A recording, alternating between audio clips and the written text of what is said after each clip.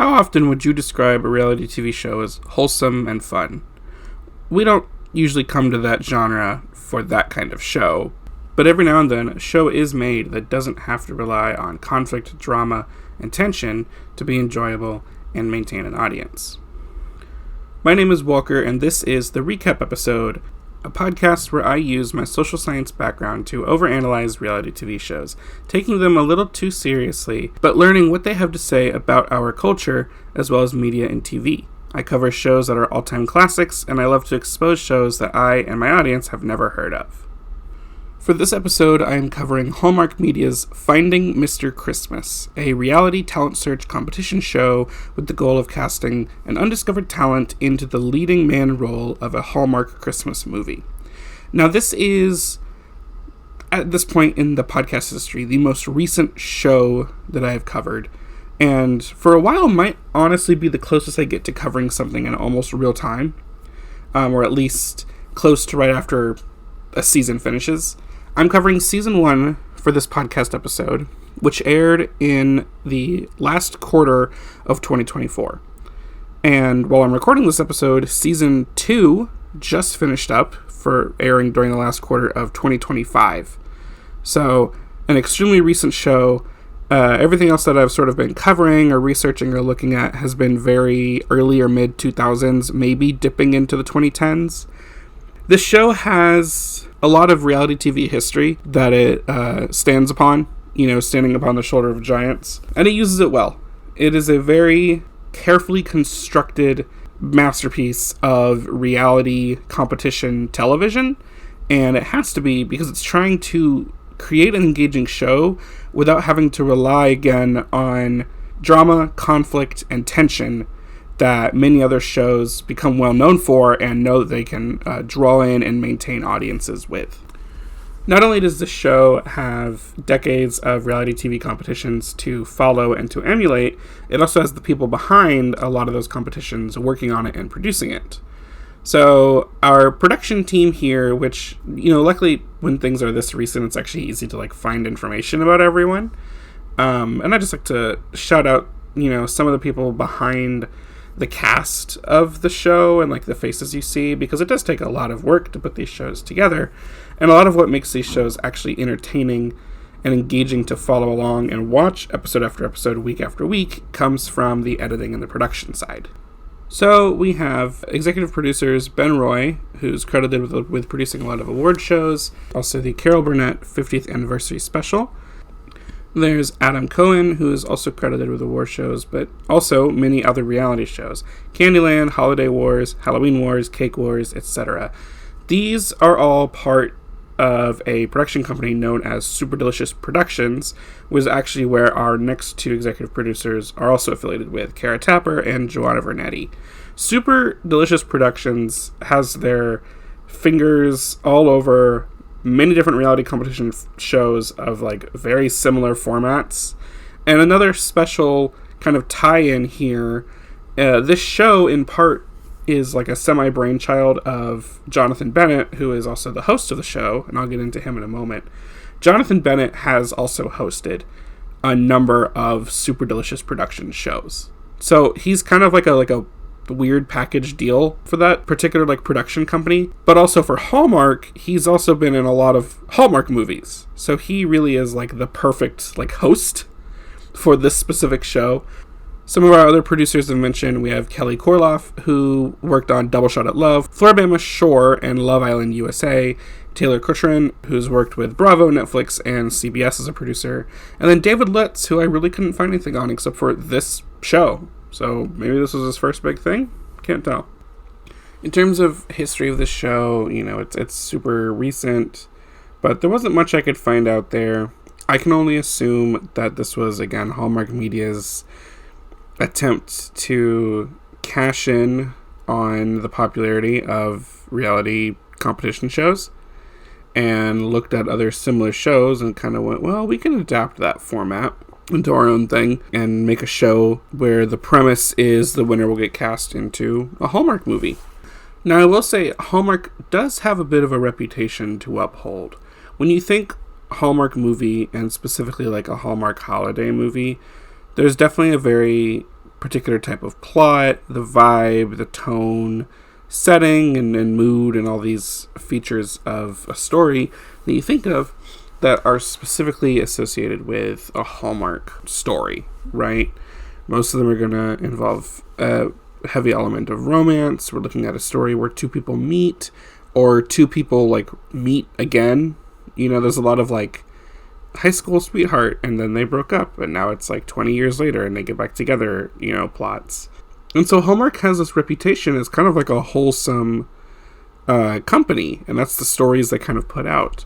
So when they're diving into the reality TV world, which, as I've mentioned a few times now, especially with competition shows, which tends to focus more on conflict and drama and tension between contestants to sort of drive up engagement, keep interest, and develop plot points around, Hallmark probably, obviously, did not want to fall into those same beats for this show. So keep all that in mind as I move through this recap, analyze the show, and tell you what I think about it.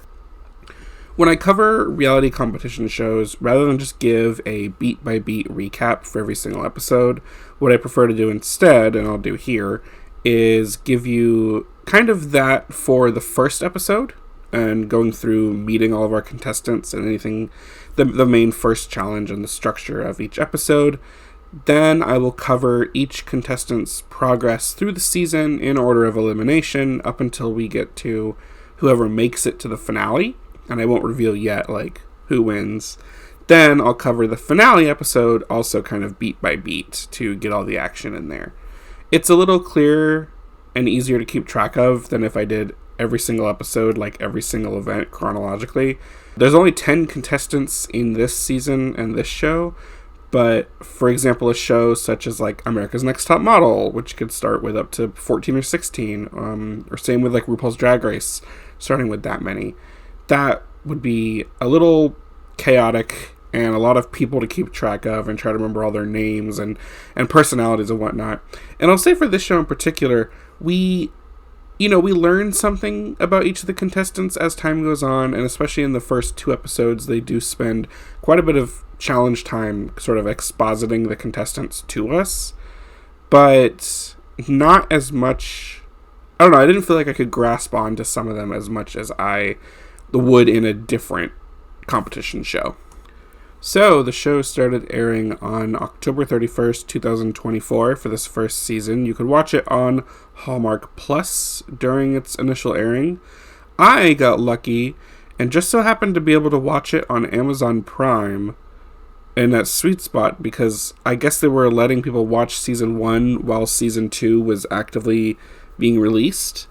Because I couldn't get Season 2. I would have had to get a Hallmark Plus, or I think a secondary subscription through Amazon to be able to watch Season 2. But I could watch Season 1 with my Prime. But now they've taken it down.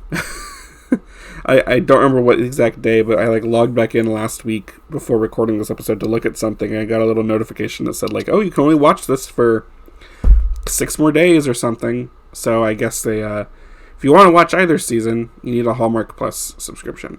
But there are 8 total episodes. This first season, like I said, started on Halloween and went all the way to December 12th before it finished up. In our first episode, the first thing we see is we open on a very picturesque landscape of mountains, forests. Again, it's a Christmas-themed show, so they're gearing you up for the Christmassy vibes. It's hard to tell where this is. I believe this was all filmed in Utah. And my reason for believing so is later on they're driving these big trucks.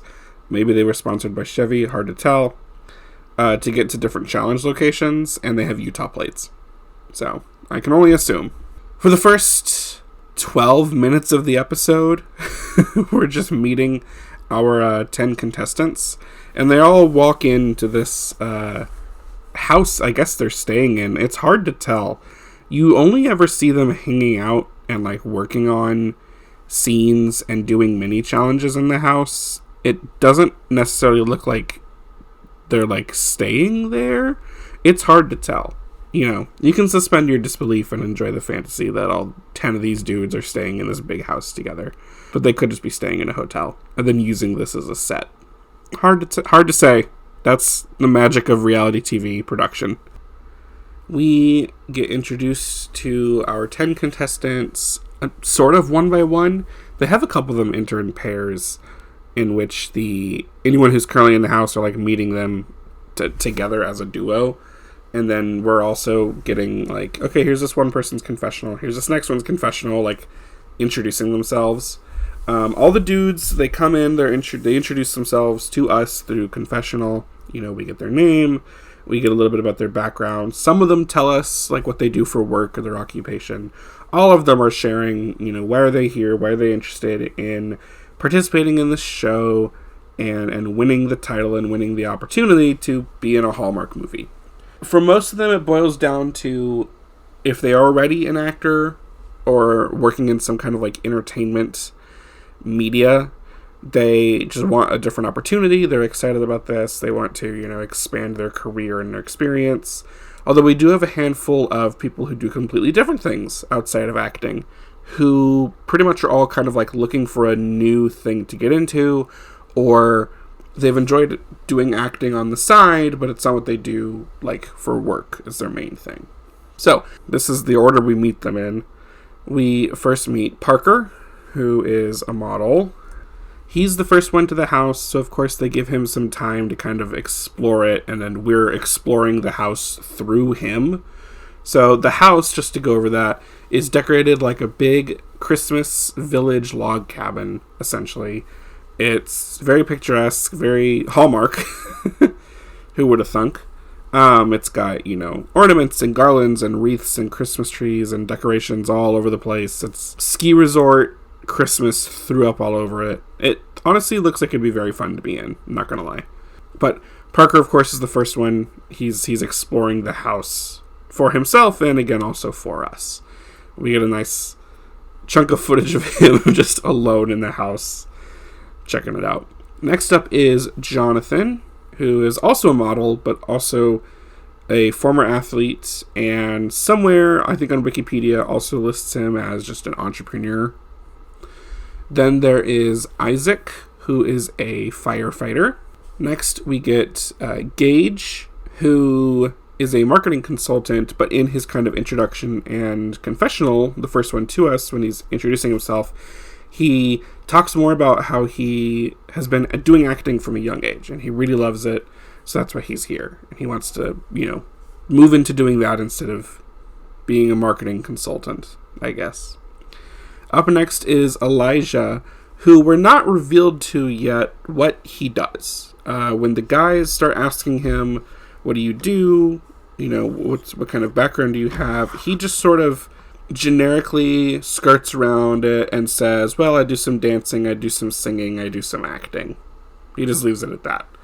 And I'm going to leave it at that until we actually get the reveal for what he does later in the episode. Elijah, I believe, came in at the same time as Daxton's next. According to Wikipedia, he's a fitness instructor and actor. They did not mention this at all in the show, but Daxton had performed with the Book of Mormon for a really long time. He did like 1,000 performances for the Book of Mormon, and it's kind of just never brought up. I guess he chose to never bring it up or something. I don't know. There's also this kind of like internal conspiracy in my head that like, is Hallmark a Mormon company? When you look it up, it explicitly is not, but it is kind of like a Christian affiliated company. So I'm assuming his Book of Mormon past never got brought up because that play is making fun of Christianity, and they probably didn't want that like mentioned on the Hallmark show. But Daxton's really cool. When he enters, he is telling us in confessional that he's trying to like play it low and like keep it cool and kind of like sussing everything out. This is like the only mention of reality TV competition strategy that we get the entire season, and he doesn't really stick onto it for that long. After Daxton, we meet David, who is an aerospace engineer from Canada. Then there's Hayden, who is from Australia. He is a children's entertainer. He does magic. He does like magic shows for kids. Then there's Blake. He's a sales manager. He sells stone. He is just looking for an entirely different thing to do. after having some kind of like life-searching moments and trying to figure out who he is and what he wants to do. He wants to try out acting. Blake is from the South and has like a accent where you can tell. He pulls out like the Southern charm the entire show. That's like his like characterization. And then our last guy that we meet is Ezra. He is an ex-Navy rescue diver and now works as a model. So with all 10 of our dudes, and I'm just going to call them the dudes for most of the rest of the the recording here. That's what I called them collectively in my notes. It's just the dudes, the guys, the bros, the Mr. Christmases. With all 10 of the dudes here, it is finally time to get this ball rolling. They have just been chit-chatting and meeting each other, and we've been watching it for, again, like 12 or 15 minutes. After all that, there's one more person who walks in. It is, of course, Jonathan Bennett, the host of our show. Jonathan Bennett, I very briefly mentioned this earlier when I was covering the kind of like production and behind the scenes of this show. The role that people probably most well know him for, outside of Hallmark stuff, which is what he does now, is playing Aaron Samuels in Mean Girls, the 2004 original one, which was Katie Herons, who's played by Lindsay Lohan's primary love interest in the movie. He played Aaron Samuels. He now does a bunch of Hallmark stuff, and as I previously mentioned, he also does a bunch of reality competition shows. I know off the top of my head, he hosted multiple seasons of Halloween Wars, for example. Why was he doing that? Who knows? He was just there doing that. And I know he's done a handful of others. Enough to kind of be a figure in the scene. And having him here was beneficial for everyone. And of course, the guys are very excited about this. The guys are like very attentively listening when JB... I'm going to call him JB just for like shortness, because there's two Jonathans. So Jonathan will be the contestant, and JB will be Jonathan Bennett, just for the rest of this recap. JB is like going over how the show like is structured for them and for the audience, and all the guys are like actively listening. They're doing a lot of like yeah, like responding to show that they're listening to him. So I'll take this opportunity to explain the show structure.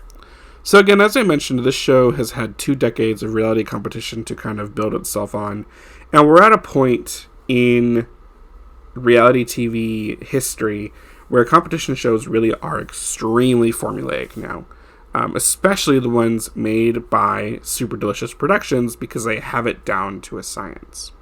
So these episodes follow kind of a 2-act structure. In our first one, there's a introduction to anything interesting that we need to be keeping abreast of. Then we do a mini challenge. In this show, this first challenge is called a festive face-off. The festive face-offs start focused on, like, again, expositing the dudes to us and allowing us an opportunity to get to know their personalities and their backstories and their motivations. And then they kind of just disintegrate and devolve into, like, physical challenges, like you would see on, like, Big Brother is probably my best example. When they do some weird physical challenge on Big Brother and you're like, okay. But they're still Christmas themed. Oh, I should point that out. They are still Christmas themed. Whoever wins the festive face-off gains an advantage for the main challenge, which is the Act 2 of the episode. There's always an in-between transitionary scene where usually it's just the dudes talking about how they are feeling about the main challenge for the episode, or just any other current status of the competition, or sometimes just an opportunity to talk to each other, and we get to see a nice moment between our cast here. The main challenge for each episode, which in this show is called the Star Quality Challenge, is usually some kind of acting performance. It is always at least related to doing some acting or related to being a actor, a film, TV, movie actor. And then the Star Quality Challenge is judged by JB, as well as his co-judge, who joins in every episode, and then is also judged by any guest judges who are there for that episode, which is usually only one person, but in one episode it is 2 of them. One person will win what they call Shining Star. That is the winner for that week's episode. The overall star quality challenge. Then the judges during the elimination panel will also reveal anyone who did well enough to earn like a special recognition for the top of the week. They will point out who is in the bottom and usually indicate a bottom 3, but then indicate one of them is safe. Pull a bottom 2 forward, give some comments, and then out of those 2, they'll choose someone to go home. And in the show, it is a 1 elimination per week until we get to the final episode, which has a top 3 finale challenge format, where there is no mini challenge, no festive face-off. It is just the whole episode devoted to the journey the top 3 contestants went on to get there, their motivations, and then their performance and final judging and celebration of the winner. JB wraps up his talk with the dudes, leaves, and then we immediately segue into our first festive face-off, which is to design and then present a Christmas sweater that tells your story or represents you. For example, David, the aerospace engineer, comes up with these fabric wings that he attaches onto the sweater that connect like the arms to the torso piece. Isaac decorates his with symbols relating to being a fireman and his traumatic backstory of why he works as a fireman. Hayden, I like his a lot, chose to put a big bright sun on the front of his sweater because he's from Australia, and normally Christmas for them is the summertime, bright and hot and whatnot. And then he has his dog Archie on the back, so we get to learn a little bit of his specific backstory like we did with Isaac. Hayden sticks around for a while, so I will and this is like brought up a lot, so I will briefly explain this. Hayden, pretty recently prior to coming on the show, went through a divorce, and his ex took his dog Archie with her, and he misses the dog a ton. Now, I will say some of the other dudes kind of just like threw stuff on, like some tinsel or some ornaments or something. There was a lot of like symbolic imagery. Like Elijah does a lot of like musical stuff. So he had like music notes all over his. And I will say during this challenge is when we learned that Elijah had done 5 years of performing in Hamilton as John Lawrence and Philip, which immediately put everyone in the room on like alert because they were like, "Oh, we have to compete with a theater actor who can do it all." He was, tucking that away, and I'm sure again Daxton also probably wanted to do a similar thing with his 1,000 performances of Book of Mormon, but it was just never brought up. That was just something I learned from looking at him online. I will point out here, during this festive face-off, but also the one for episode 2, which I'll cover all the challenges in a moment, after I finish recapping the first episode. The dudes, while they're working on like their sweater, are asking each other like, "Oh, what are you putting on your sweater? Why are you doing that? Why are you making this design choice?" This, if you've watched a lot of reality competition shows, especially where they have these kind of like little individualized moments of creativity and like making decisions, especially during the early episodes of a season or a show, they need to get out a lot of expository information and try to give you enough stuff to latch on to these particular contestants as characters. And so you can attach a kind of like name, face, 1 or 2 like attributes to assign to them so you remember who they are and they stick with you. So one way to facilitate that is production will often have the cast members or contestants ask each other what they're doing, what their thoughts are, what their motivations are, explain their, creativity. And they do that a lot in these first 2 episodes, Festive Face-Off. Like, "Oh, why are you putting that on your sweater?"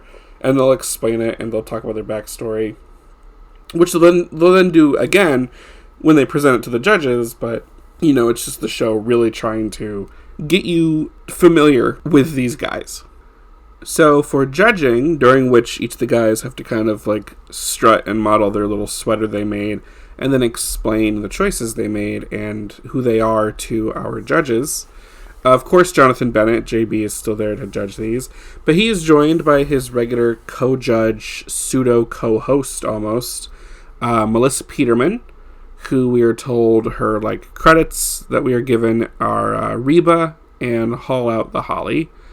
Melissa Peterman is a wonderful comedic presence on this show, and every time she showed up, it was enjoyable and delightful. Or she has great, show host judge chemistry with Jonathan Bennett. So, they judge the sweaters and their presentations as well, and Melissa and JB choose Isaac as the winner for the first festive face-off. The advantage that he will get later is to pick the pairs for the acting challenge, the star quality challenge that comes in the second half of the episode, and choose the order in which they all perform. In between the festive face-off and the star quality challenge, I call this the in-betweens because it's in between the main events of each episode. We get some footage and some time with the guys just interacting with each other, hanging out, getting to know each other. This is also where I first recognized the Utah setting because they drove to a nursery for the location of the Star Quality Challenge, which I can't imagine was really that far away.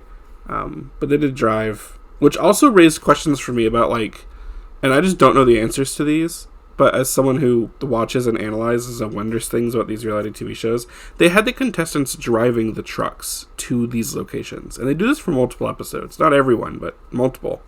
So my question is, how does the insurance work on that? I'm just so curious. Do they only get choose specific contestants to be the ones who could drive? Was there a test they had to pass? Did they have to sign off on something?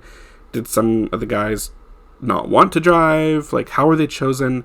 How does the logistics work on that? If there's anyone out there who works on that side of television, please let me know, because I'm very, very curious about how the sausage gets made, or in this case, how the presents get wrapped. So, the first Star Quality Challenge is actually a pairs acting scene, or I should say a triples acting scene. It is the essential and traditional Hallmark movie meet-cute moment where our romantic leads meet each other for the first time. Except the twist for this one is that instead of one guy and one woman, it's actually two of the dudes competing for the interest of the same woman in the scene. They're at a nursery because the scene takes place at a wreath-making class, which is led by the co-star and guest judge for the episode, Erin Cahill. There's a lot of Hallmark stars that are our guest judges and guest co-stars for these challenges. I don't know who any of them are, so I had to do a lot of research. The most prominent role of Erin's that I could give you that you'd be like, oh yeah, I know who that is that she was Ted's sister in How I Met Your Mother. So during the scene, the guys will have to deliver their lines while also trying to make a connection with Erin and sell the scene, do the things that an actor is supposed to do. Make sure they know their lines, look at the camera, engage with their co-stars and the other actors in the scene. They get 15 minutes to learn the lines, and Erin the whole time is stressing the importance of making sure they make a connection with her during the scene, both as an actor to actor, but then also character to character. Our first duo is Parker and David.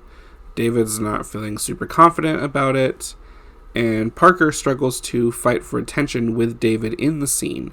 After they get done with it, unfortunately, both Parker and David start to connect with Erin after the scene concludes, which is not great for them. Next up is Jonathan and Ezra. It seems like they did quite a bit of improv, but they did an amazing job. They connected with her, they kept the scene moving, they knew their lines, they knew what they needed to do, and they did it very skillfully. After them is Elijah and Gage. Gage is very excited for this because he's been paired with Elijah, and now that he knows about Elijah's 5 years in Hamilton, he thinks he can take advantage of this acting experience and be able to kind of follow his lead a bit and not have to worry about his co-actor messing things up. And it goes really well. They get into a really fun tennis match volley with each other, where Erin is the ball and the net and the court. And while it's very entertaining to watch, JB provides some commentary where he thinks they connected with each other a bit too much instead of focusing on connecting with Erin in the scene. After them is Hayden and Daxton.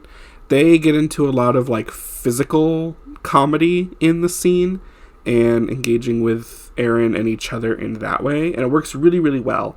They both have kind of nice big personalities, and you can tell like to be entertainers and be engaging and interesting.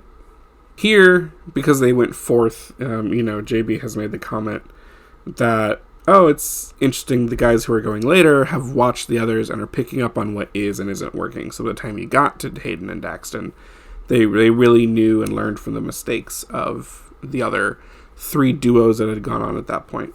It's always very interesting to me when shows do or do not choose to let their contestants observe each other doing the challenges. There's pros and cons to either way. If you let them watch it, then they can do, like I said here, where they can get an advantage by seeing how others perform. But if you don't, you might be missing out on possible reactions that would make for good television and an entertaining episode. The last pair is Isaac and Blake. Remember, Isaac won the first festive face-off, and so his advantage was to choose not only the pairs, but the order. So he put himself last to give himself more time to practice the script, but again, also to maybe see how the other guys are doing as well. Blake, his partner here, doesn't have any prior acting experience, and Blake thinks he was chosen for this. During the scene, Isaac tends to act a bit slower through the beats and the lines, and it's obvious that he hasn't quite memorized the lines properly. And in contrast, Blake is much more upbeat, much more fast tempo, but some of this is from nervous energy. Blake also does notice during the scene that Isaac can't seem to remember the script properly, and so Isaac continues to get more nervous and anxious about his performance.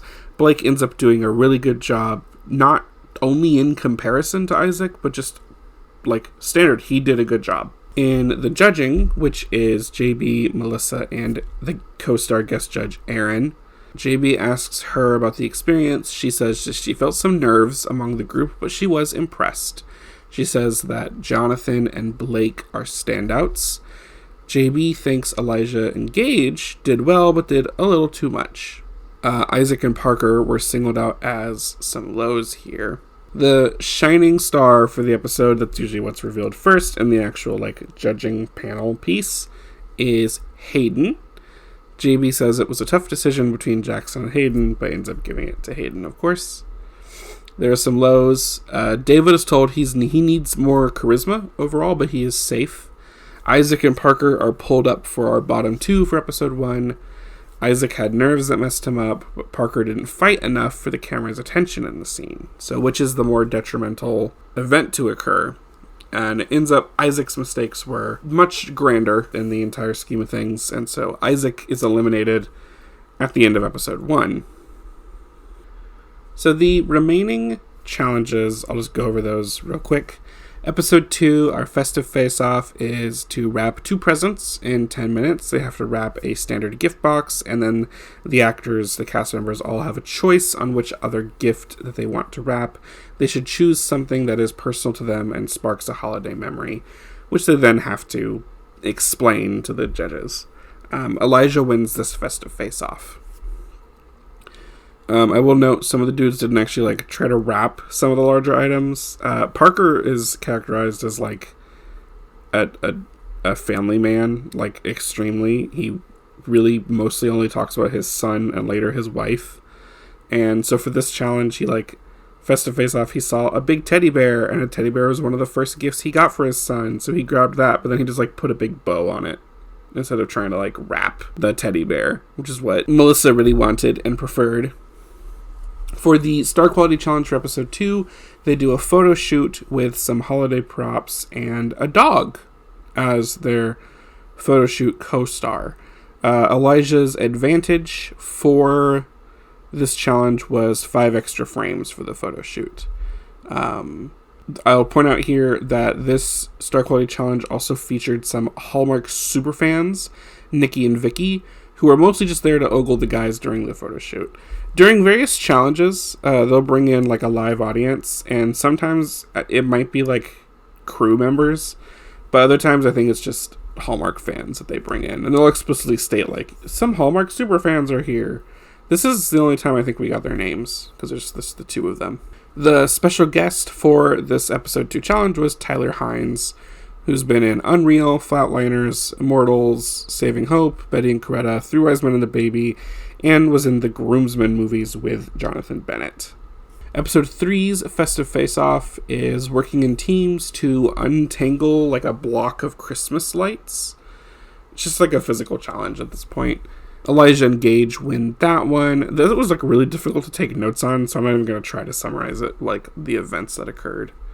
The Star Quality Challenge in episode 3 was to shoot a scene with actress Brooke Dorsey while skating, and they also must pass a secret test of heart, which is centered around helping someone else spontaneously. All throughout the show, because again, Hallmark's like reputation they need to uphold, and the kind of messages that they put into their movies and what they're trying to deliver and everything. Not only are they looking for someone who is a good actor and would do well in the movies, but they also want to make sure they pick someone who can like represent the brand really well. So all the guys, in addition to their acting chops, are also being tested on like their heart, their kindness, their personality, and their character. And this is one of those where like that was directly inserted into the challenge. Elijah engages advantage in the episode 3 Star Quality Challenge as they get more time with the scripts and more time to shoot. Brooke Dorsey, just to shout out to her achievements, who's the co-star, special guest, and judge. She's the voice of Caitlin in the animated Canadian series 16, which did make its way into US Cartoon Network, and I watched when I was growing up. She also has appeared in King's Ransom, Royal Pains, and she was Kate in 7 episodes of season 10 of 2.5 Men, who was a romantic interest for Ashton Kutcher's character in that season. Episode 4's Festive Face-Off was an obstacle course that involved way too many components and parts that were somewhat Christmas themed. It started with chopping down an actual small Christmas tree, and 2 of the guys didn't even make it past that piece. Ezra won that, and his advantage was a do-over in the Star Quality Challenge for that episode, which was a talent show followed up with it by immediately with an interview about what they did in the talent show and if they are ready to join Hollywood as Mr. Christmas and the winner of the show and a star of a Hallmark movie. They were interviewed by Kelty Knight from E! Entertainment News.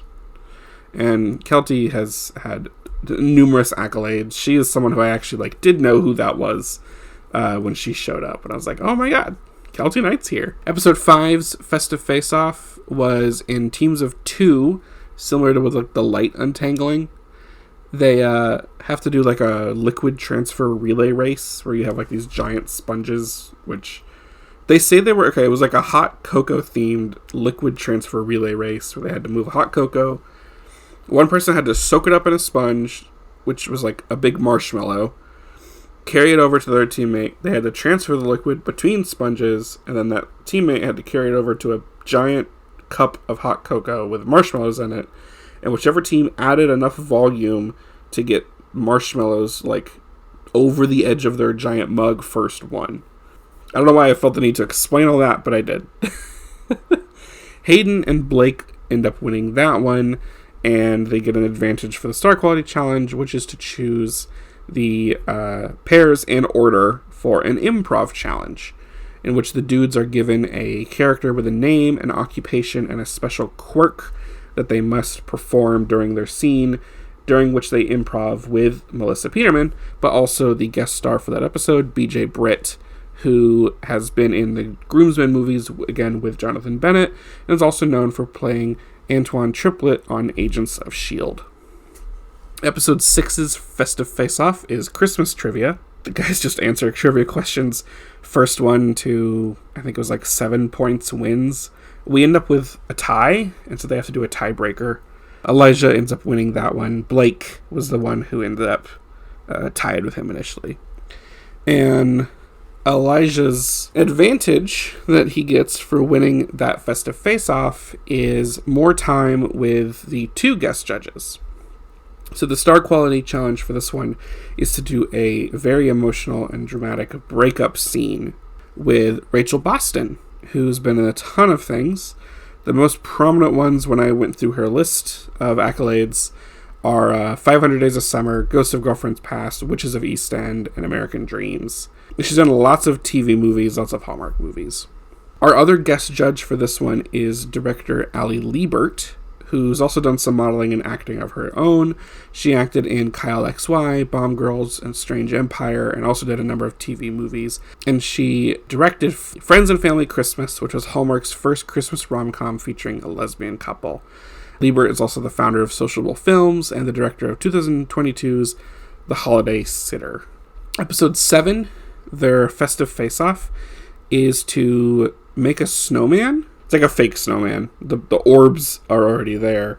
They have to find the nose and the pipe and the eyes and the buttons and mouth and hat and scarf and everything and assemble it. But it's one of those challenges where you have one person who's blindfolded and the other person who's guiding them, and they have to find the hidden objects around the room to assemble their snowman. Elijah and Hayden end up winning this one together, and their advantage was more time with the guest judge for that episode, who is Whitney Carson, choreographer and dancer with a substantial So You Think You Can Dance legacy. She first showed up in season 9, and she has since done so many seasons of that show. The Star Quality Challenge is to do a dance, which starts out as a waltz while they're to deliver some lines, still acting well. And they must also then transition that into a more contemporary dance number. And then in the 8th episode, our final episode of the finale, again, there's no festive face-off here. It's just one challenge for the whole episode with our top 3. They film a scene that is basically the Hallmark movie ending where the guy finally gets the girl. I'll talk more about that when I cover the entire finale episode recapped at the end. So at the end of episode 1, Isaac has been eliminated. And like I said, I'll now go over the rest of the guys and their journeys on the show. David. He's David. He's only here for 2 episodes, unfortunately, so we don't really get as familiar with him as we do the others. He gets some focus as one of Jonathan and Melissa's top 3 for the festive face-off in episode 2 with the gift wrapping, due to his good wrapping of a rocking horse, during which we also learn about some of his family traditions from growing up in Egypt. In the photo shoot, however, the Star Quality Challenge, he struggled to give enough attention to the camera and his angles, which put him in the bottom with Gage, and unfortunately he was eliminated. Goodbye, David. Sorry, 2 eps, that's all you got. Next up is Daxton. He got really characterized as a really fun, outgoing guy. I didn't mention this in the overview of the first festive face-off, but during that challenge, he reveals to everyone in the audience that he is a member of the LGBTQ+ community. So he is our, I don't want to call him token rep, but he's rep. He gets top 2 for the first Star Quality Challenge, like I mentioned, due to the physical comedy and acting skills with Hayden and Aaron. He ends up being one of Melissa's favorites for the second festive face-off due to how over-the-top and extra his rapping job was. And he comes off very charming in the Star Quality Challenge to the photo shoot. And he's high there. Episode 3, unfortunately, starts with some news about Daxton having to go to the hospital to get his eye checked out. The guys and us simultaneously learn that he's had a retinal detachment and he has to back out of the competition to go home to get that fixed. So not a true elimination, he had to back out of the competition, unfortunately. So up next is Gage. He did okay in the first Star Quality Challenge, but focused a bit too much on his other scene partner. In the second festive face-off, he spends a good amount of time bragging about that his mom is a professional gift wrapper, and then clearly none of those skills got passed down onto him because he fumbles horribly and can't wrap anything well. He does okay in the photo shoot in episode 2, but kind of had some overconfidence going into that. Ended up in the bottom 2 for that challenge. In episode 3 with the Star Quality Challenge with the skating with Brooke Dorsey and the secret test of heart, tells us he's feeling confident, but he starts poorly in the judge's eyes because his test of heart was at the start, which he fails. These tests were one of two things. Either an extra in the scene falls over and they were hoping for the contestant to help them up, or the scene takes place at like a set of an ice rink. So one of the other things that could have happened was the stand where like the rental skates are. The skates could topple over off the stand, and they were hoping that the contestants would help the guy manning the stand pick up the toppled over skates. Most everyone's test of heart was like after they were done filming their scene with Brooke, but Gage's was at the top, which I thought was kind of unfair, because I'm sure before you do the scene you're like really, really nervous and focused more on doing that. But at the same time, I could also see if Jonathan and Melissa and Hallmark are looking to cast someone who consistently always has that like heart and leading man character, then that's something that needs to be on all the time. He does okay in the challenge, but he essentially gets eliminated for being the only person not to pass the like secret test of heart. And he ends up leaving after being in the bottom 2 twice. Parker is up next, the wife and the dad guy. He's also the oldest in the group. He's 39. I think the next oldest after that was 36. So, a few things are mentioned and made about that in the first episode when all the dudes are meeting each other, but it's kind of moved on pretty quickly. Parker, bottom 2 in episode 1, due to his performance in the Star Quality Challenge, absolutely nails the photo shoot in episode 2. No surprise there. He is a literal model. That's what he does for a living. And he earns Shining Star. He's the winner of the episode 2 Star Quality Challenge. In the third episode with the Ice Rink Challenge, he does a better job at connecting with his co-star this time around, and he does pass his secret test of heart by helping the extra who falls over on the ice. He earns a high placement in episode 3. In episode 4, with the talent show, pause here and just think, what do you think his talent might be? He's a model. He doesn't really have a lot of acting experience. What do you think he's going to do? He pulled something out. He chooses to like teach everyone how to fold a fitted sheet as his talent, which, you know, is impressive. But a very interesting choice for like a talent to show off. And he also fumbles it a little bit. To like kind of sell the whole bit, he went on stage for this talent show, which was in front of a live audience, by the way. This like community theater-esque set area. And he did the whole thing like in pajamas, which was kind of cute to like sell the whole like look and everything. But then he had to do his interview with Kelty Knight in the pajamas and like barefoot. The interview also didn't go well because he wouldn't shut up about his wife the whole time, which Kelty was like, great, that's not really what I want to know about. And she's like, it's charming, it's cute, but the leading man for the Hallmark movie and who we're going to be is Mr. Christmas. You want to have that fantasy that any of the viewers, you know, this is the romantic single man. You want to kind of keep some mystique and some mystery around you. He's placed low for episode 4 and then also eliminated. But surprise, he's brought back for episode 5.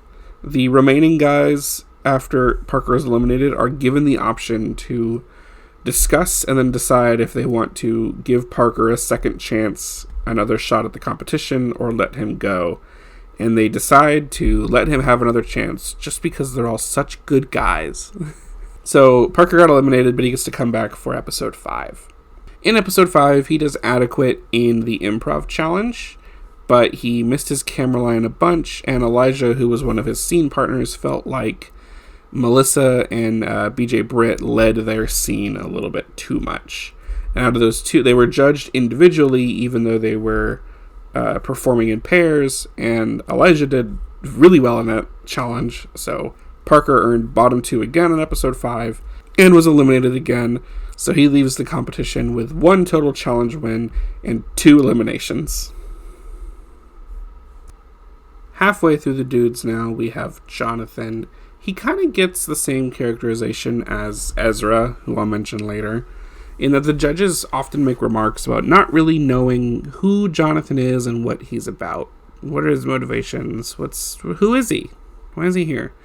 Jonathan did great in the first Star Quality Challenge, shown to struggle a little bit with the dog in the photo shoot for episode 2, but ended up taking some great photos, Although, again, this is where he starts to get the remarks about, like, who is Jonathan? We just don't know enough about him. And he's kind of consistently good, but just not good enough. In the third episode, he struggles to find the camera during the skating scene, and he doesn't connect with it or Brooke that well. But he does pass his little secret test of heart. Episode 4, he's one of the two that doesn't make it, like, any progress on the Festive Face-Off obstacle course, which is kind of funny. His talent for episode 4 for the Star Quality Challenge, he's an ex-athlete, so he tries to do some, like, fancy jumps, whiffs both of them. They're kind of fumbled. And in the interview, he does better. He efficiently connects Kelty's questions back to acting, and he also volleys the interview well with her. He's put in the bottom, but he is safe for episode 4. Episode 5, during the improv, he didn't really do well at, like, the core improv aspect. He chose to shoot down setups for the continued storyline being told in the scene. He's placed in the bottom with Parker, but he is saved. In episode 6, for the Star Quality Challenge, the dramatic breakup scene, he forgets his lines almost immediately after a few other, like, physical fumbles happen. He does somewhat recover. He chooses not to break the scene and instead just sort of sit in this silence while he's trying to pull it out of him, where the lines are. And he tries to make it as kind of like a moment of tension within the scene, which sort of works. And he does recover and gets through the lines eventually, but he doesn't make it to the emotional depth that the judges were looking for. So he ends up eliminated in episode 6 with no overall wins. After him is Blake, who was my favorite and who was honestly probably like the country's favorite, at least for a lot of the watchers, from what I was seeing online. Again, Blake is our charming southern gentleman who is completely new to the acting world. It's very fun for these talent search shows to get someone who's never really done the thing they're being judged on and see just how far they make it, and sometimes they win. Blake did a really good job in episode 1, especially compared to his scene partner Isaac, who went home that episode. He plays up the cowboy shtick for the photo shoot, and it's really charming, and everyone loves him for that. In episode 3, for the skating scene, he's very nervous. Brooke helps him out a bit. He makes a very smart decision to not try to skate, and he's just sort of marching on the ice in the ice skates, which is perfectly fine because the camera that is filming their little scene is waist up anyway. But he does well for the lines, and he nails the test of heart. In episode 4, his talent is line dancing. I will say I'm watching it, and I'm like, he's from the South. What's he gonna do? And I'm like, he's gonna two-step. He's gonna get up there and just do a simple dance. And so he line dances. He picks up someone from the audience and dances with her. And he does pretty okay in the interview. Enough that he's actually sort of chosen as her standout contestant during the judging panel in episode 4. In episode 5, he wins the Festive Face-Off with Hayden, and so he gets the advantage to choose the orders and pairs for the improv challenge, which he does really well in. He excels at comedy, fast pace, and lighthearted scenes. He's able to adapt really well to what's thrown at him, and he earns a top spot and a sort of top call-out for the improv challenge. In episode 6, with the Festive Face-Off, he did well enough in that trivia to make it to the final tiebreaker with Elijah, but did not answer the final question correctly. In the Star Quality Challenge for episode 6, he's very worried about doing this dramatic scene, because again, the comedy and the more lighthearted stuff is what comes to him more easily, but he manages to pull through, even when changing up some of the lines. He does end up in the bottom 2, but he is declared safe in episode 6. In episode 7, something I did not mention here is that episode 7 with the dancing challenge that I mentioned previously with Whitney Carson. The dudes dance with her, but they're also actually joined for like a special moment by someone who's close to them. So Blake's guest on the show for episode 7 is his sister Sarah. In the dancing challenge, he's charming and he does okay during the waltz, but stumbles with the choreo at the second part where it gets into more contemporary movement. He does do a retake and he makes it through, but ultimately he is eliminated in this episode and we lose Blake, which is sad because I was kind of really hoping he'd make it to the finale because I liked him a lot. and he made good TV, and he was just fun to watch. Our top 3, and I'll just go through them in alphabetical order.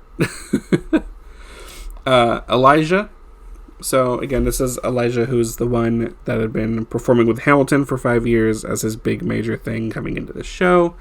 He did amazing across the entire season. I mean, he's a top 3 finalist. Of course he did. He did okay in the first Star Quality Challenge, focused a bit too much on his other scene partner instead of Aaron. He was the winner of our second Festive Face-Off, getting him the extra frames in the photo shoot, which he needed. He actually ends up low but safe for episode 2 because he over-relies on props and it's distracting in his photos. However, in episode 3 with the skating scene with Brooke, he nails his lines, he nails the skating, he connects with Brooke and the camera exceptionally well, passes his secret test, and he ends up winning Shining Star for episode 3. His talent for the talent show in episode 4 is he performs an original song and rap, and he does really well in his interview. And Kelty is very impressed that when she requested a little improvised song about Hallmark and finding Mr. Christmas, he jumps right in and does it, which she loves. He gets a top placement in episode 4. He does extremely well in the improv, and well enough to land him the win for episode 5 as well, so that's 2 wins at that point. In episode 6, he's the ultimate winner of the Trivia Festive Face-Off, earning him the advantage of extra time with Rachel Buston and Allie Liebert to prepare for the dramatic scene. In the challenge for that episode, JB and Melissa really liked his dramatic scene. He's kind of middle of the pack for that one. In episode 7, he wins the Festive Face-Off win with Hayden, earning the advantage of extra time with Whitney before the dancing challenge. His special guest for episode 7 is his pregnant girlfriend, Ashley. That's one of the other things that we are told about him through the entire show, is that he has a daughter on the way, and he is so excited about it. And then, of course, in a Star Quality Challenge for episode 7 with the dancing, of course he does an amazing job.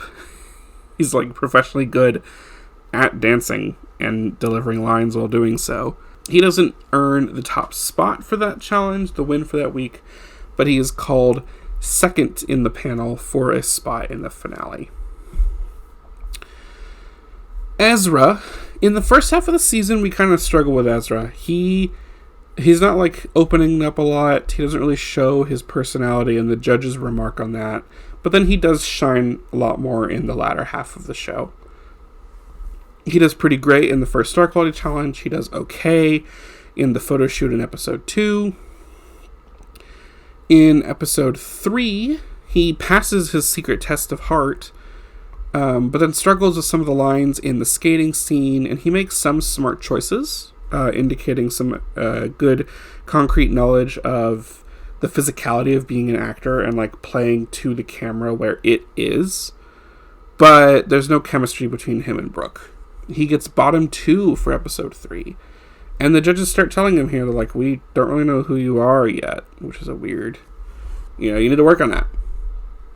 Episode 4, he's the winner of the Festive Face-Off, earning the advantage to set the order for the talent show. He chooses to go first. His talent that he selects is rollerblading while simultaneously making cocktails, combining rollerblading, which he does in his free time, and his job as a bartender. He's also pretty good at engaging his audience, and he does a pretty alright in the interview with Kelty Knight, and he opts to use his other advantage here to redo part of his interview, which is then much better. He ends up earning the Shining Star win for episode 4 for both his talent show and interview performances.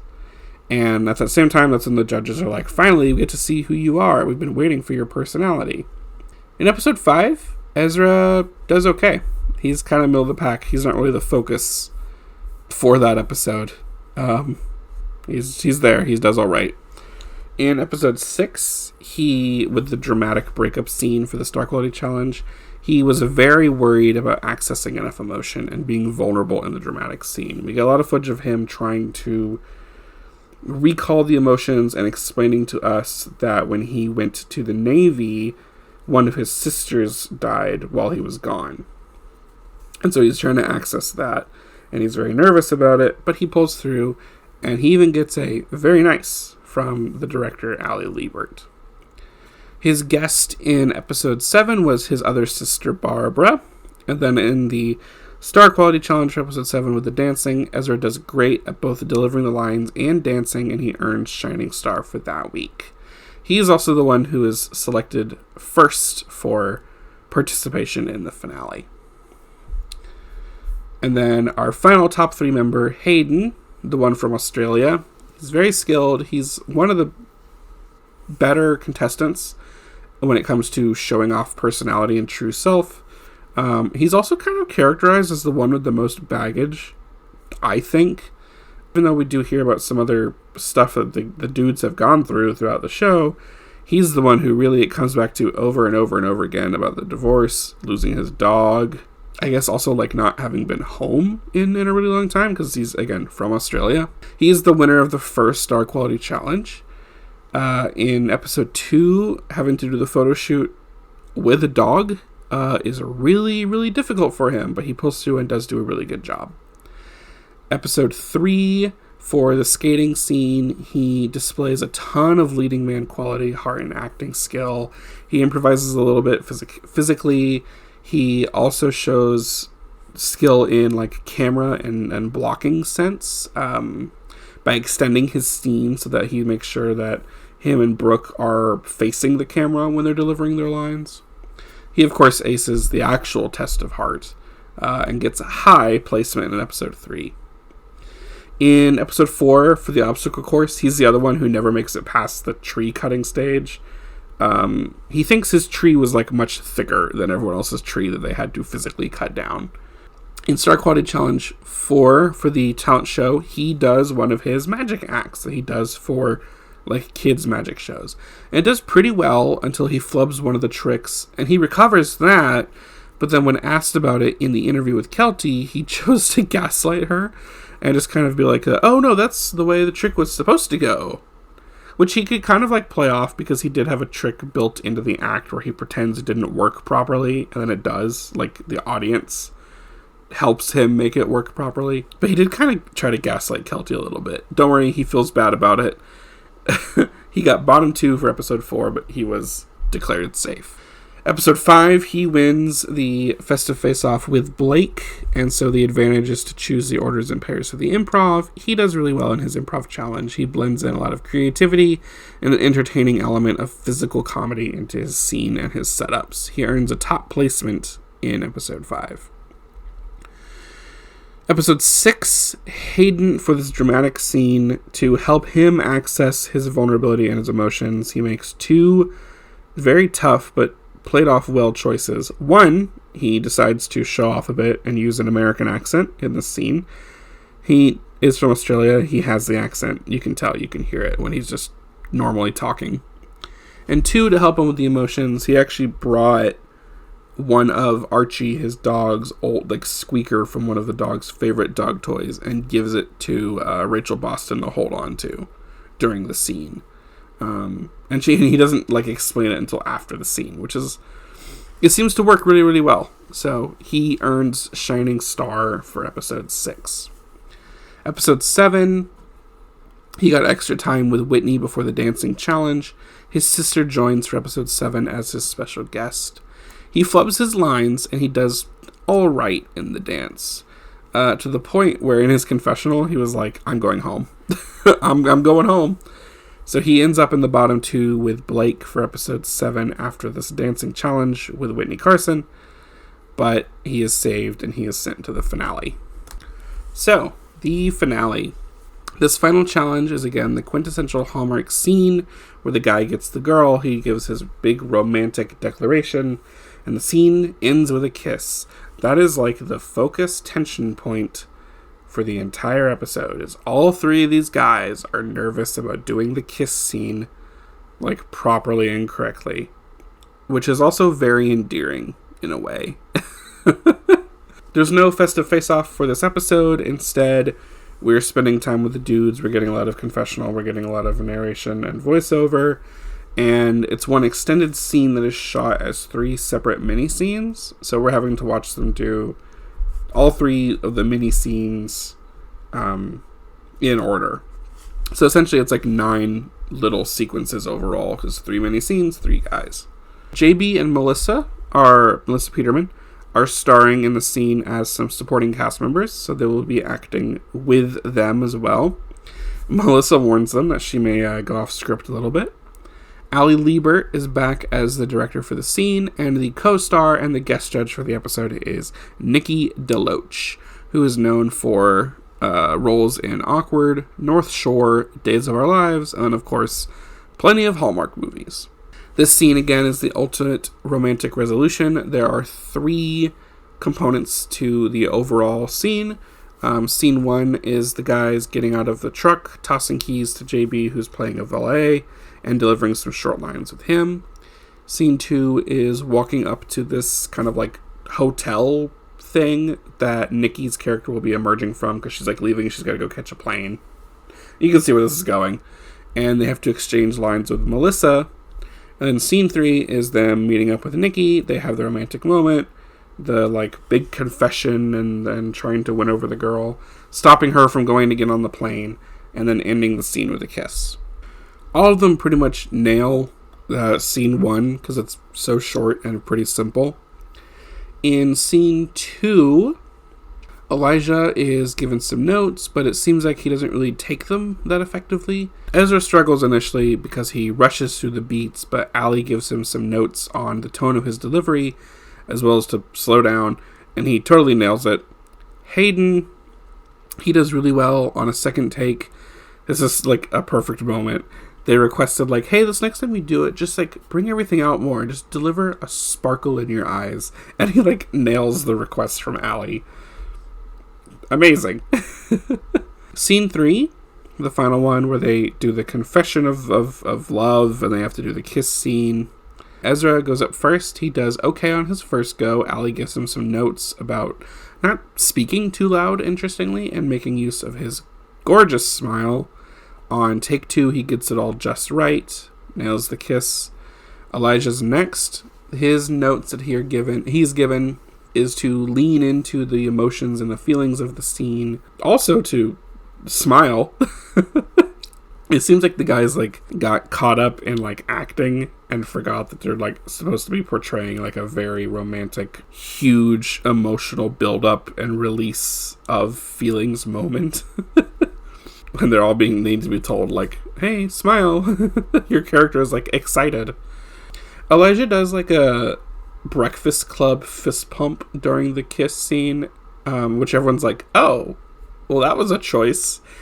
And it seems they kind of like it, but they also kind of leave it very ambiguous to be like, that wasn't in the script. Will that cost him? Hayden, our last one here. He gets some notes on interacting well with Nikki, and he takes those notes really well, and he also nails that final scene.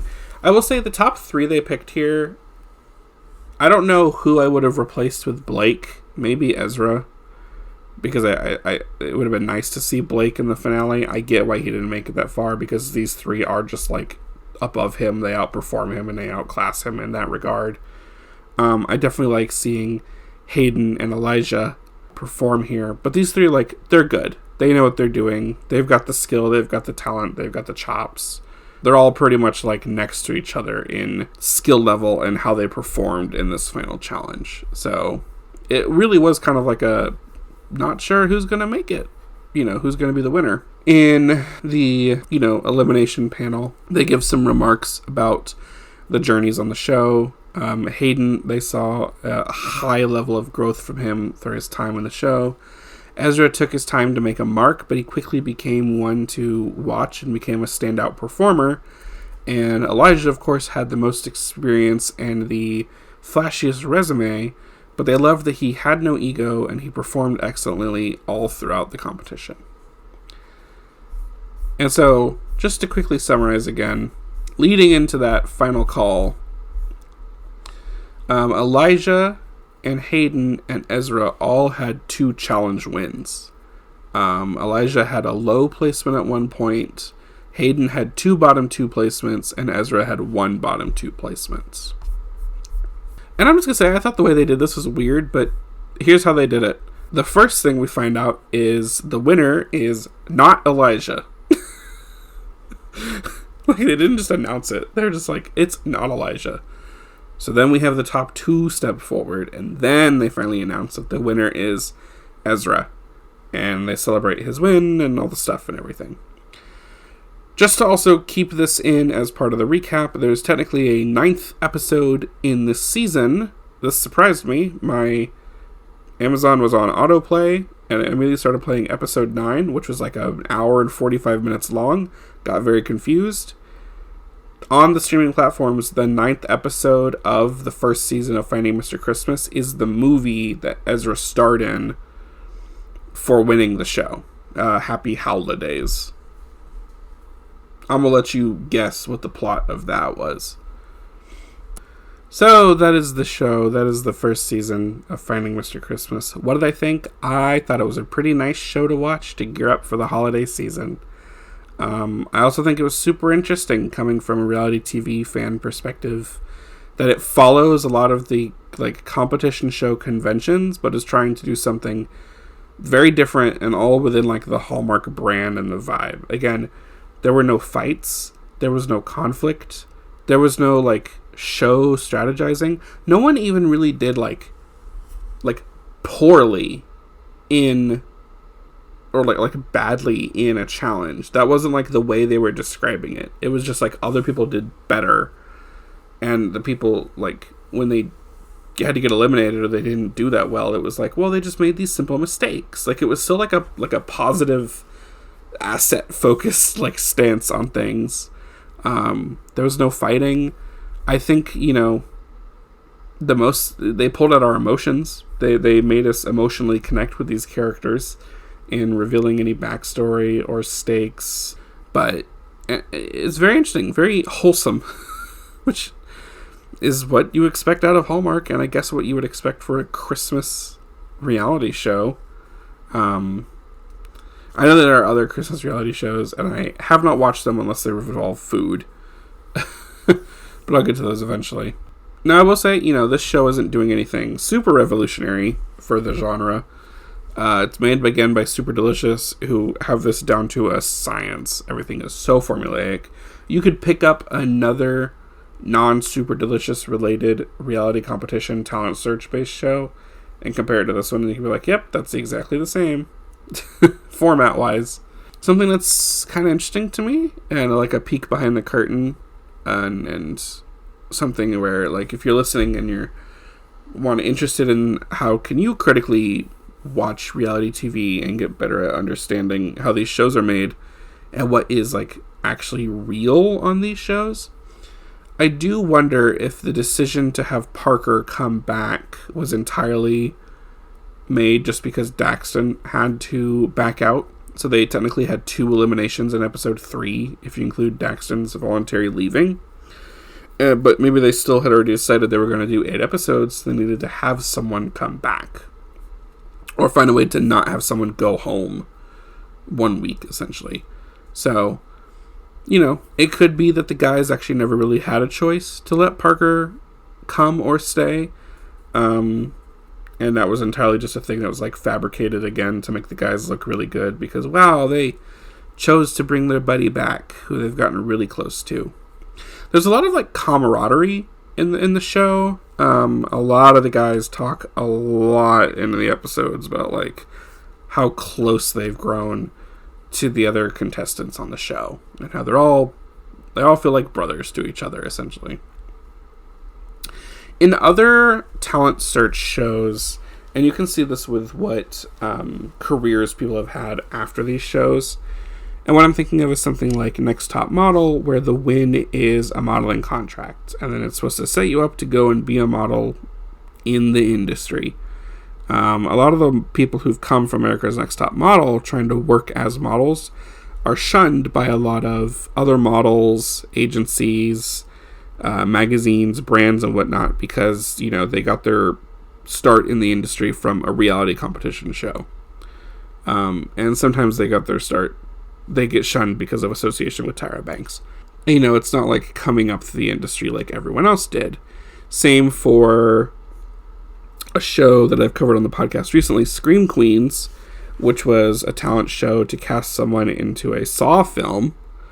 The winners of those 2 seasons got very limited roles in their respective Saw movies, and neither of them have really done any acting, like major acting roles since. However, for this show, I'm not seeing this kind of like shunning from the industry the show is trying to dump its winner into. And I think part of that has to do with the fact that Hallmark Media had such a heavy hand in this. Like, it's a show made by Hallmark, and the winner is going to go work for Hallmark. It's not like it's a show made by the CW or made by VH1, and then their winner is going to go be involved with something separate. It's all self-contained, and I think that helps out a lot here. As well as the fact that, like, all the guest judges were a lot of, like, other Hallmark actors. So that's basically, you know, your future, who you're going to be working with. And Jonathan Bennett was there, Allie Liebert was there. So for Ezra winning, it seems like he was kind of taken in well into the Hallmark family. He did do a post-show interview, talking a bit about having to jump right into working on Happy Holidays. Post-show, he told that he had less than 2 months to prepare for his role in that film. He got to meet the producers, he took some acting classes, and he got a lot of time with his scripts. Allegedly, a lot more compared to what the standard Hallmark star would experience. Ezra says that while the show prepared him well for doing the work, it did not give him any prep for the type of schedule he had while filming. And he's the leading man in the movie, so he's there like the whole time. Although the movie does focus on a woman. So while he's the leading man, he's not like our protagonist in the movie. Something else I thought the show did really, really well, and I just want to kind of highlight, and a few other people online have kind of pointed this out, but not really like interrogated it in depth, is that this show does a really good job of promoting images and experiences of positive masculinity, particularly around ideas of like supporting others, sportsmanship, creativity, authenticity, and what came through the most with this show and these contestants, vulnerability. They talk a ton about how do you access your emotions so that you can be vulnerable? How are you being your authentic self? You know, what does it mean to be creative? And it's okay to be creative, and it's okay to, you know, want to do something like acting. A number of the contestants were like ex-athletes. Then Ezra was ex-military. So even though they had these like very typically like masculine aesthetic careers before this, you know, they still have like this passion for acting, which can often be portrayed as not like a masculine thing to do, right? Unless you're like starring only in Michael Bay movies. And then of course it also, you know, the support for others, the camaraderie and the sportsmanship. Again, like anytime someone does like poorly in a challenge, it's never like, there's not time spent on it. No one's made to like feel bad. They're already doing that to themselves. Believe me, they tell you in the confessional when they think they screwed up.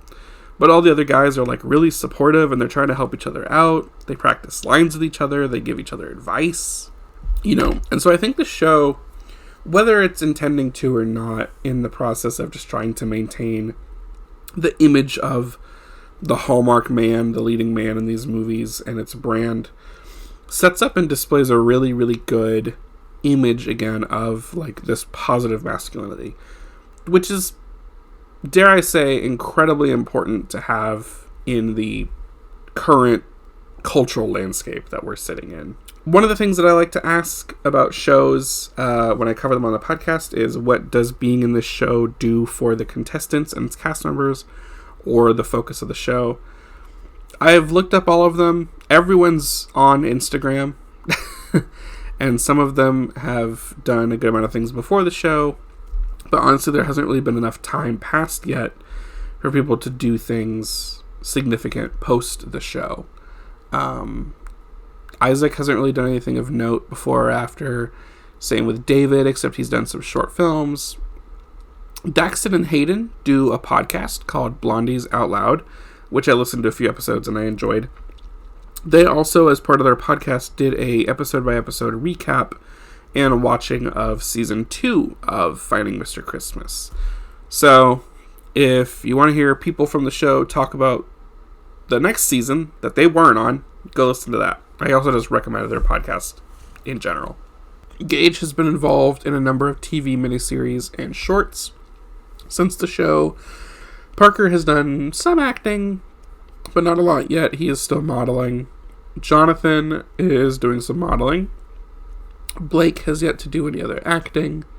Elijah, now that his baby girl is here, has picked up teaching, it seems, trying to help other people figure out how to break out into the theater world.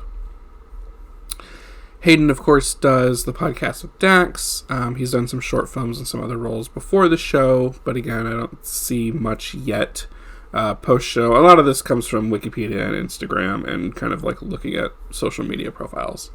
And then Ezra, of course, is the winner. He earned a role in Happy Holidays, but he has also since been in Hallmark's Christmas on Duty, which came out this year, or 2025. Season 2 of Finding Mr. Christmas has since aired on Hallmark Plus. It started October 27th, 2025, and went through December 15th. I don't have any plans to cover that show in the near future. Maybe if they do a Season 3 and they do the same thing again, where they make Season 2 available on Prime temporarily, I'll cover it then. But, I don't know. I haven't decided if I like covering holiday theme or seasonal themed shows outside of their appropriate season. We'll see. Maybe I'll do a Christmas in July kind of thing. But have you watched Finding Mr. Christmas? Has this episode compelled you to seek it out and watch it? It was enjoyable. I'd give it like a 7 out of 10 on enjoyment and making me want to keep watching. Is enough at least for that I watched most of this season in one day. Which is not too long. It's only 8 episodes. But still, could be a lot for some people. If you enjoyed this episode, please consider following me on whichever podcast platform you use, preferably Spotify. It really helps out the show and it helps out me. You can also follow me on social media, on Instagram at The Recap Episode, or on YouTube at The Recap Episode Pod, where on Instagram I post announcements of what's coming up next, when new episodes are released, and you can see what I'm currently watching or working on. On YouTube, all of the episodes are uploaded for listening there as well, and for longer series, they are contained in playlists to organize them. YouTube is also where any strange side content will be posted in the future. I hope you enjoyed listening to this, maybe while you took down your Christmas decorations, because I'm now releasing this in 2026, after Christmas. But until next time, this has been The Recap Episode.